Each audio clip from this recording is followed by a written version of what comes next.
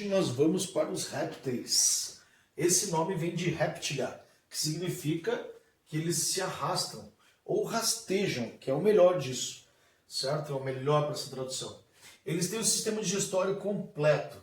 Aliás, alguns deles têm bastante dentinhos, certo? Mas todos têm cloaca. Quando vocês escutarem isso é porque além de eles eliminarem os excretas, eles eliminam os seus ovos, seus filhotes, tá? Eles liberam nas suas excretas o ácido úrico. Isso cai bastante nos vestibulares, ok? Bom, o sistema circulatório é fechado e eles têm 2 átrios e 2 ventrículos. A maioria das classes são 4 cavidades incompletas, mas nos crocodilianos a cavidade é completa. Sua reprodução é sexuada e a fecundação de todos é interna. E eles botam ovos.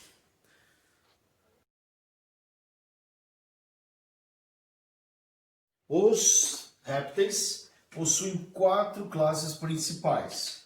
Os rincocéfalos, que é representado por um único indivíduo chamado tuatara.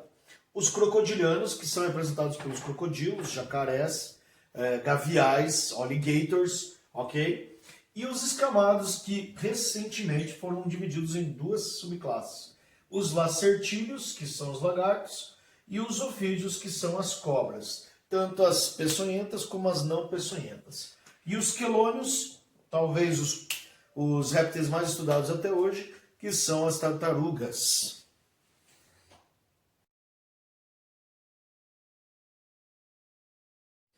A pele dos répteis, é um sistema incrível. Ela é seca e impermeável e ela está bem nas células superficiais. Ela é formada por uma substância chamada queratina. Mesmo nas cobras que são escamas, chamadas escamas imbricadas, é incrível porque agora eles começam a suportar o ambiente terrestre, que é uma grande evolução dos anfíbios para os répteis. A temperatura corporal é psilotérmica, mas em alguns vestibulares eles gostam do nome mais técnico, que se chama ectotérmicos. A respiração é pulmonar, aliás, esses caras têm um pulmãozão, isso também garante a vida deles no ambiente terrestre. E as cobras têm um sistema que é uma fosseta loreal perto do nariz, um buraquinho, que eles sentem a presença do calor dos outros seres vivos.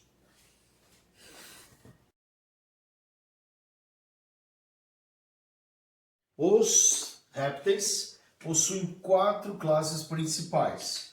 Os rincocéfalos, que é representado por um único indivíduo chamado tuatara. Os crocodilianos, que são representados pelos crocodilos, jacarés, gaviais, alligators, ok? E os escamados, que recentemente foram divididos em 2 subclasses.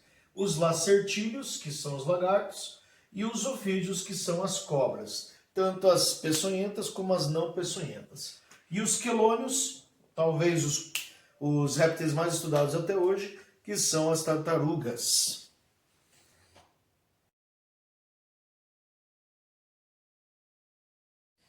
A pele dos répteis, é um sistema incrível. Ela é seca e impermeável e ela está bem nas células superficiais. Ela é formada por uma substância chamada queratina. Mesmo nas cobras que são escamas, chamadas escamas imbricadas, é incrível porque agora eles começam a suportar o ambiente terrestre, que é uma grande evolução dos anfíbios para os répteis.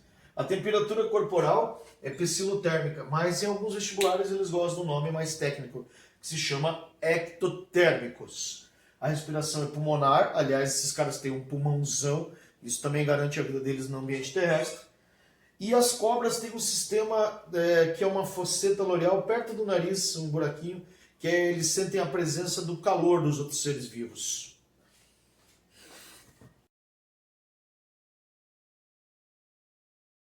As aves. 2 características das aves: bico e penas.